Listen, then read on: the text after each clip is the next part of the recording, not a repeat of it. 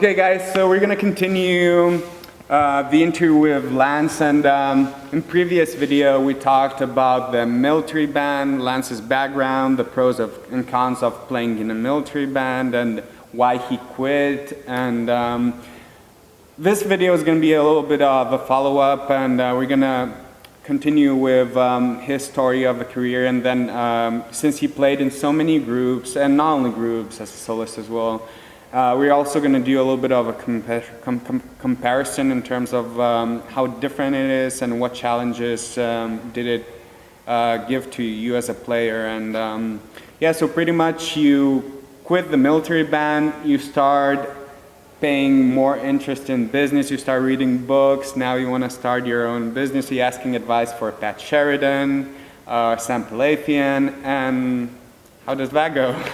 Well, timing smiled on me, and it's one of these things where luck is a thing that gets thrown around a lot as a term. And what I would say is that when opportunities arise, you have to be ready for them. And the timing of opportunities worked in my favor a couple of times. When I was at the top of my ability in terms of my preparation for the military bands, then the Air Force band position came open, and Brian Bowman was retiring. And Brian Bowman's spot is the spot that I took in the Air Force band.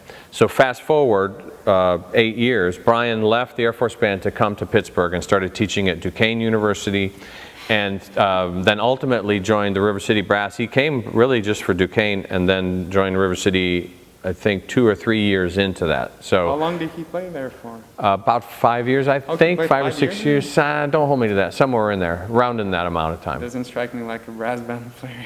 Oh, he loves brass band. He started a brass band. He started one down at University of North Texas because he had all these euphonium players and not that much for them to do. So he formed a brass band and conducts it so that they were something for his players to do. To stay with the Brian thing, Brian got the position at the University of North Texas just as I was getting out of the Air Force band. So there was about I guess a year overlap, or 6 months, something like that. So I got out of the Air Force in the summer of '98, and I started subbing with the River City Brass. I lived in a little town near Columbus, Ohio called Granville, Ohio. And so I would drive, it was about 150 miles. So I drove over and would play with River City off and on over the course of that year, and just sort of hobbled together income. And within a year, then Brian had announced he was going to the University of North Texas, so I auditioned for the River City Brass and the Duquesne University, and won the position at both places. Okay, just for people who don't know what subbing is, they have full-time members, and if somebody gets sick or they cannot perform, they have people as a backup plan here. Yep.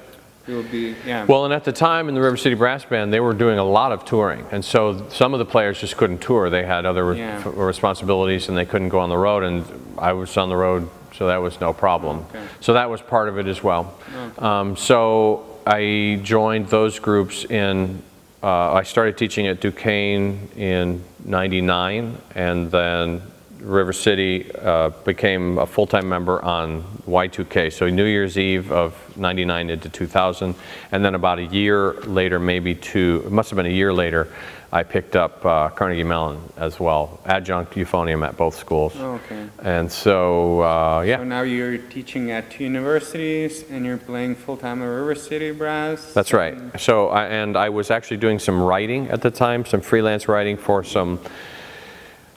I wrote some scripts for some organizations, so for some video training things, and so for some stage things, and some promotional materials for I have a dear friend who lives in California, and he needed some freelance writing done they were making a bid to have this casino built, and so I wrote all the promotional materials for that. Or they were needing a writing for a amusement park ride, and so I would write up the amusement park description. And then there was actually a defense contractor in Washington, D.C. who had a number of technologies that they had developed for the defense industry, and they were trying to explore whether there were applications. Do you know any of this? It's kind of fascinating, but isn't it? I'm really curious. So what, they launch a rocket and before it crashes, Then they you play the melody? euphonium, yeah, that's right. Play the No, melody, like... no, it was much more like material science. We have this material that does this, like this metal alloy that does blank, or this lubricant, could you use it in other applications, or this, and then there was other stuff too that were there. And so basically I got paid nicely to just come up with ideas. Well, what about this? And I would do a bunch of research, and I would say, well, maybe you could do this, and maybe you could do this, and maybe you could do this. And it was just sort of using my brain. And so I had the portfolio career. I mean, that was the one where it was most probably evenly spaced between solo playing, River City Brass, the 2 university situations, the freelance writing, and some private lessons, that kind of a whole array of income sources. Okay, and how did the Boston Brass come up? Well, one of the things that also, because of the commute, which was about 3 hours one way, a little less than 3 hours one way, 2.5, 2:40, something like that.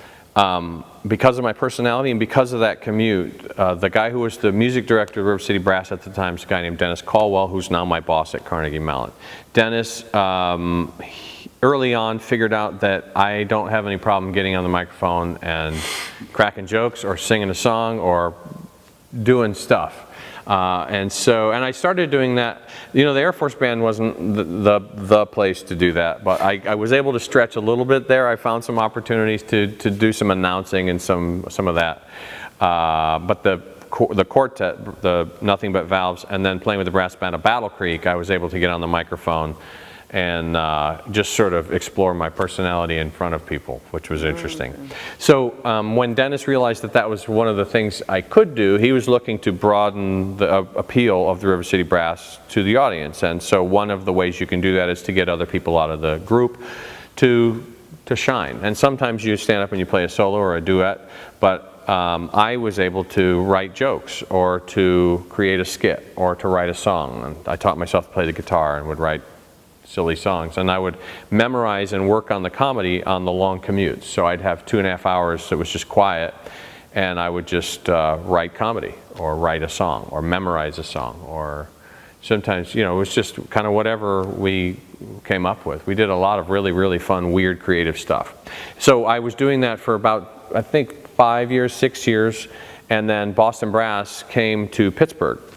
And I had an opportunity to hang out with those guys and realized that I had met 1 or 2 of them along the way. Okay. And I was talking with the French horn player, a guy named J.D. Shaw, and I said... Was the meeting involving a lot of alcohol and all that? Well, it was at a... I went to their chamber. It's important. Yeah, well, there's that. I saw them in a master class, and I saw them in concert, and then this was after the concert at an establishment that happened to sell, as Patrick Sheridan would say, milk. And so we were enjoying, you know, multiple glasses of milk, and I had the sense, just reading their body language, that there was something. Because of the childhood that I had, 2 of the skills that I developed because of having a bit of a chaotic childhood. 1 was a sense of humor, and 2 was the ability to read a room. And so I had the sense that they weren't getting along well with their trombone player. And so I was talking with the French horn player, and I said, "Hey, what's going on there?" And he said, "Well, you know, the road is tough." He just sort of deflected the question. As he should have, and because whatever. So I said, well, if you ever decide to make a change, you should hire a euphonium player. And he said, you should learn to play the trombone. And you should go yourself. No, well, I said, I said, is this a real conversation or is this the milk talking? And he goes, well, you know, I don't know. And so I hadn't played trombone. I had class trombone in 1986 or something at Michigan State, but I never really played it, and I didn't play it in the Air Force Band because if you knew how to play both instruments, then you were eligible for more jobs. They could put you on more concerts, and so I didn't. It was a disincentive. And so I taught myself to play the trombone from about Christmas time to May or June. I took an audition with them in June of that year, and then I did an interview, and we talked a lot about the business stuff. They watched me in action at a River City Brass Band concert, so they got to see what I looked, you know, what I could do on a microphone. and we had a business discussion about where I thought the group could or should go, and then they hired me. And the first time I got paid to play the trombone was at the Elkhart Jazz Festival, which is crazy. I mean, it's like, and I grew into that job. I mean, it's a big jazz festival, yeah. Like so more than 100 people. More than 100 people, yeah. So I was very, very fortunate that they were patient because they felt like I was going to be a good partner. They allowed me to kind of, there's no chance that, well, they've told me as much. I was not the best trombone player, but I brought the euphonium that I could do whatever we needed to do. And then I also brought these business skills, and I brought the ability to talk on the microphone. And they, you know, one of the big things in a traveling group like that is the person that you're hiring is somebody that you're willing to sit in a van with for 6 hours, day after day. So over the course of probably another 18 months to 2 years, then I really kind of developed the rest of the facility that I needed on the trombone. So that was a humongous opportunity, and I was very, very excited about it because, like I said, I got to travel, or I visited, you know, over 30 countries, got to go to all 50 states, got to play in the best halls and teach at the best schools on the planet, and I mean, it was a really, really fantastic opportunity. And how long did that last for? I did it for 7 years, and it was really about 5 years. About 5 years in, I got the sense that once again the mission of the group or the direction of the group started to cease to be in alignment with what I wanted to do. So when you said a lot of traveling, spending time on the road, how much are we talking about? Like it was about 170 days a year. 170, so pretty much. It was about half of the year if you look at it from a number of calendar days, but there wasn't much going on in the summer. There's just, the concert season is generally September through May. So September through early December was really, really busy, and then mid-January till late April or early May was very, very busy. So it was way more than half of that time. And then on top of that, I was a dad, and on top of that, I was teaching at Duquesne and Carnegie Mellon, the adjunct stuff. So it was very, very busy and stressful and fun, but it's a crazy way to make a living. I mean, I'm very, very fortunate. And the guys that I played with in that group are phenomenal. And the music, I think we made some great music. I think we did some really cool stuff. And I feel honored that I got to play in Suntory Hall, and I got to play, you know, teach at Juilliard and at the Hong Kong Academy, and to go to Macau, and to go to Colombia, and to go to Brazil. I mean, just like, it's mind-boggling the kinds of, opportunities that we had, but it was just too much. It was just too much of me, emotionally and physically, just to maintain. And how old were you by the time?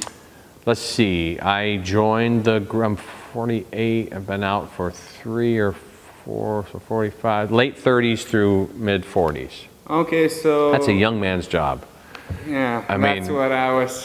That's a really great thing for someone who's 25 until, you know. So you're in your 30s, you already played in the best military band in the world. You played in probably one of the most busy, well-known chamber music groups, the only full-time professional brass band in the world. You're teaching at Duquesne and CMU, which is kind of, you can say, Ivy League type of university. They've got everything.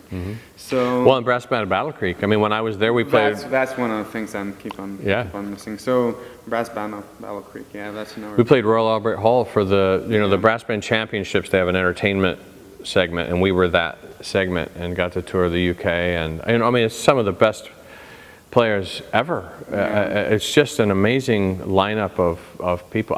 I tell you, I feel very, very fortunate. I've gotten to play with and meet all of my heroes, pretty much. It's really great. So we talked a lot about the group playing. One of the things is, that's the thing about Lance. When I first met him, he got this huge resume of playing in bands, etc. And he was going to be my teacher, and I'm more focused into solo playing. And I'll be honest, in the beginning, he kind of honeyed me into thinking that, it's like, I'm just, you know, I just play, you know. But then I got you. Yeah. No, but that was my first impression. Obviously, you're a great player, but I've never heard you play solo, anything like that, and I'm very solo playing Oriented. type of bass player. And that's one of the things that I've got to hear you first play. It was October last year. And yeah. I sandbagged you. Well, that's nice. That's funny. So what I was about to say, you're a really, really, really great solo player, and that's obviously a no-brainer. Probably people are thinking like, yeah, well, he figured, no shit, you know. But I was really, really surprised because I come in from I come in from a very solo-based background where I studied and meet a lot of. I met probably most of the well-known euphonium solo players in the world, and a lot of other solo players.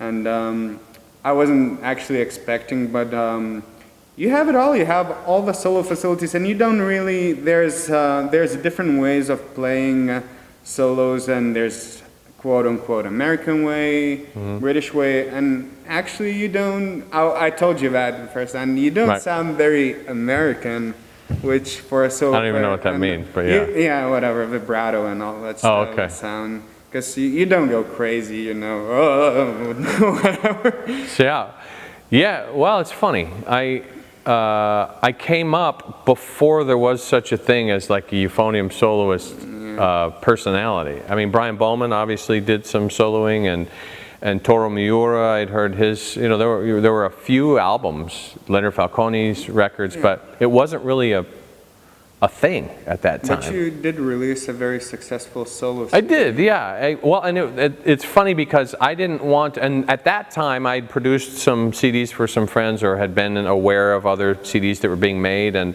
I didn't want to make a euphonium CD.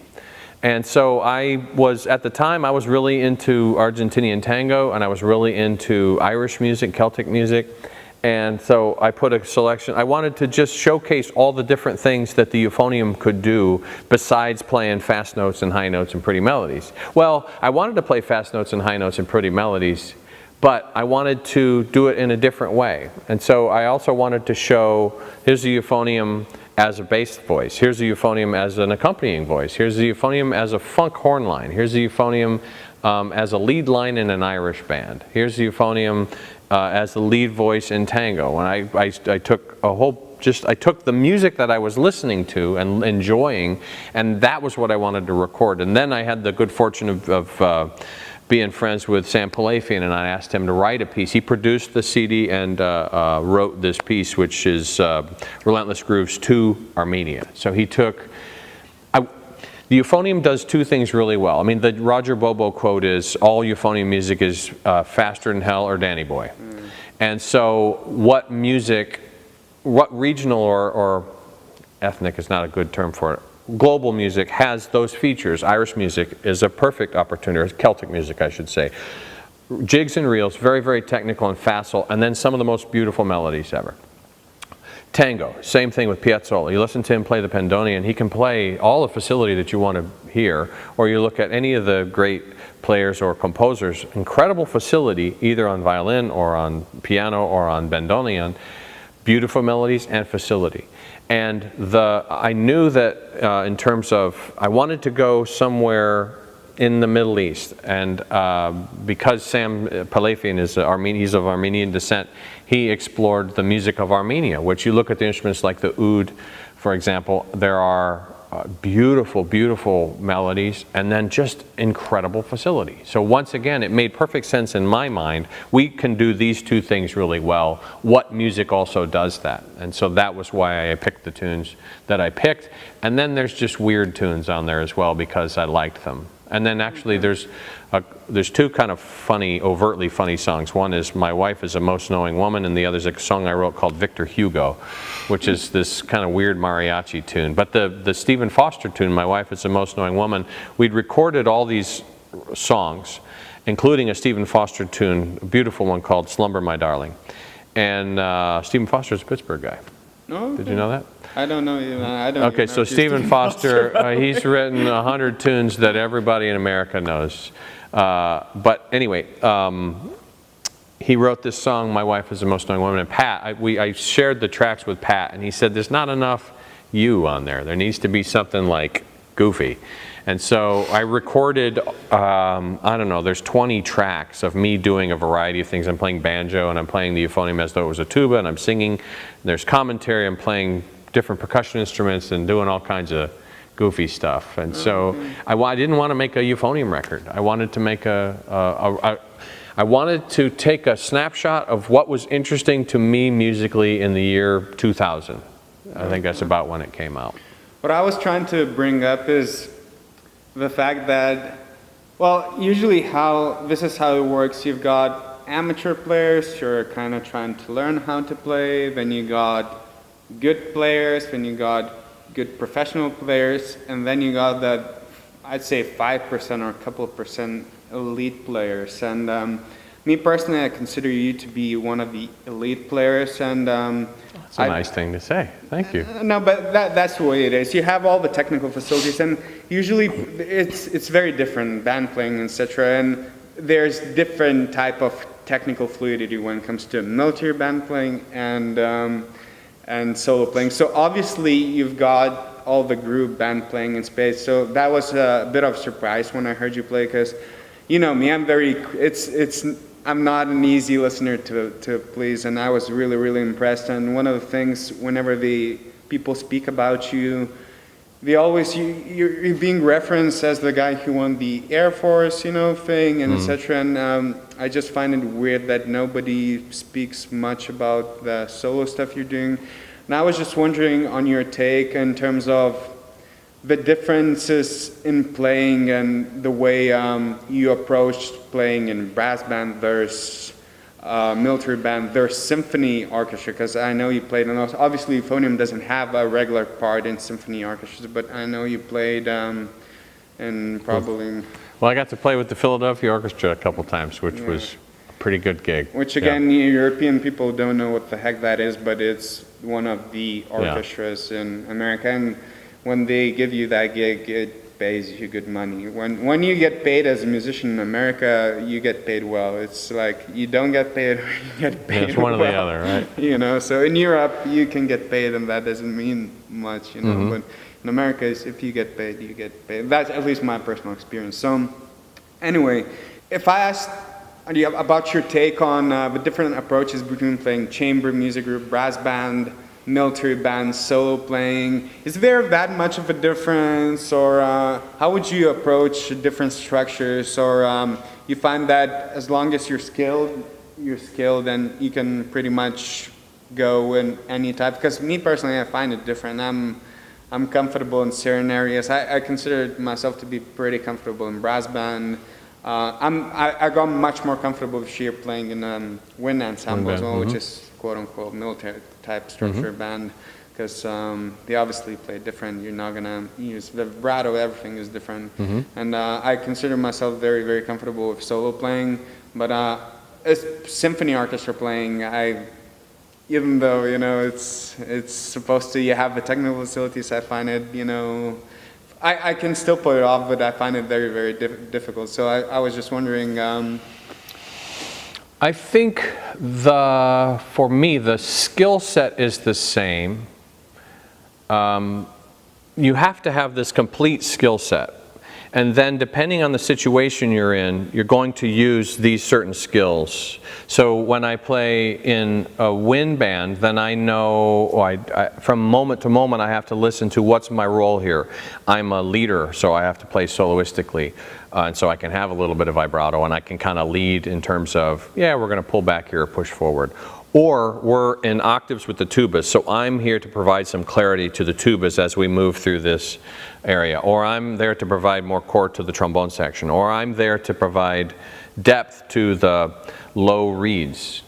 And so depending on your role, then that affects how you play. And then in chamber music, once again, when I was in the Air Force, I had two awesome opportunities. One was in the tuba euphonium quartets that I played with, because most of the time I was playing the first book. we'd alternate as much as we could, but I ended up playing the first book a lot. And then I played in this group, Nothing But Valves, top brass, and I was the bass voice. And so I'm playing all the melodies in the tuba euphonium quartets, which is a different sort of set of responsibilities, and I have to kind of lead and make those kinds of decisions. And then in the other quartet, I'm providing the, my job is to provide the time and the pitch center for the organization, for the quartet. And so it's just it's the same you know, catalog of skills that are necessary, but how I deploy them and what role I'm playing. Am I in a lead role or supplementary role? Am I providing rhythmic support? Am I providing chord, you know, I'm the root of the chord, so I have to make sure that my pitch is solid and doesn't waver. Brass band, you know, I had to think a little differently, but it's still akin to that big ensemble thing where much of the time you're in a solo role there. So you had much more opportunity, even when you were sitting down, you were playing as a soloist and leading the rest of this sort of section from the middle down. That's exactly Principal solo cornet and then solo euphonium, you know, you're kind of leading that half of the band. And that's what other players usually have to think, which part are they? You're not like, that's one of the things which I'm saying that I find it different, because now when you play in a brass band, you don't find yourself all too often in a situation where you have to think, what part am I contributing to? Because usually it's the other You're leading that group, kind of, versus, you know, symphony orchestra, etc. Symphony orchestra was very simple. I mean, I just had a couple of opportunities to play, and in that instance, it was much more like the wind ensemble or the concert band situation, where I'm in a very specific, defined role, and I just have to play that role.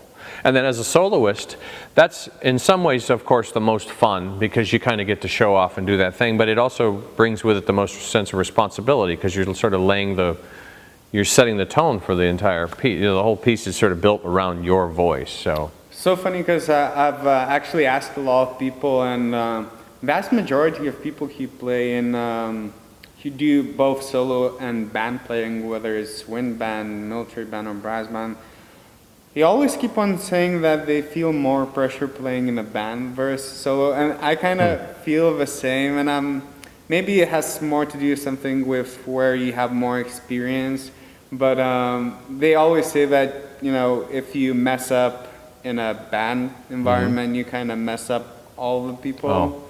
Yeah, I guess that makes sense. See, that's what you get for interviewing an old guy. I've been so fortunate, and I've done so much stuff that there's not one that seems like it's more or less stressful than others, or more or less, I've gotten to do so much of all of it. It's really a great situation where you could sort of throw me into any of those situations, and assuming that I'm in physical shape, then you know, mentally or emotionally, that part doesn't really faze me that much anymore. Not that I don't get, you know, aware, but that the notion that I'm going to be doing that is not a big deal. Is there any other player, euphonium player in mind, which you could probably think of who had, because me personally, I cannot, the closest person who probably comes to the experience in playing in different environments as you did, because you pretty much did everything that euphonium. I cannot even think of any other euphonium kind of jobs or gigs you could pretty much do that you haven't done on a regular basis, not only as a, you know, one-time thing, but you've done chamber music with the group, you've done military band or wind band playing with the group, you did brass band playing with the group, you've been the soloist, you've been the tutor. So do you know any other euphonium player? Because the only name which comes close in my head would be probably Steve Mead. He played with the brass bands in the UK, the soloist. He did the quartet thing, which I kind of remember what was it called. Was it the British quartet? British, I think British quartet, but it's a well-known chamber group, low brass group. And yeah, they sounded great. Yeah, I don't know. I'm pretty sure he never played with a military band or not that I know of. And I'm not very familiar with any of the symphony orchestra experience. Yeah, I'm not sure. So, other than as a soloist, I just don't know. He maybe has or. So do you know any other player who has any kind of similar experience? I think the short answer is no. I mean, I don't. Those sounds are really annoying, by the way. I can't. I mean, I look at a guy like DeMondre Thurman, and he, of course, has had great success as a soloist and as a chamber musician, but he didn't play in a professional wind band. He's played with the brass band at Battle Creek. But in terms of like making your full living doing each of those things, maybe there's somebody that I'm not thinking of. Because that's one thing, you use like 5 years here, 5 years there, like 10 years there. Yeah. You know, Well, yeah, it's been this, I have this kind of 6 or 7 year chapters, and I'm in the middle of, apparently, yeah. Then I'm on to the next thing. And I'm in this will be year 4 of this one, so we got to start paying attention. I'm having the time of my life right now, though. Okay. I don't know. It's a very flattering thing to say, and I'm sure we're forgetting somebody. I mean, I think about somebody. Because I've tried doing some research, and I couldn't find anyone. That's why I'm asking. And that's one of the things never really thought about I think you're kind of the pioneer in this kind of thing. Well, thank you. You've probably done it all, and that's what I said in the first part, which you could check by clicking right here. So you're the only euphonium player who actually done it all. Like, I don't know that many. So there you go. That's gonna be it for the part 2, and we're gonna continue with fan questions and answering questions which have a little bit more to do with playing and technical things of the playing. So great. Keep an eye for it.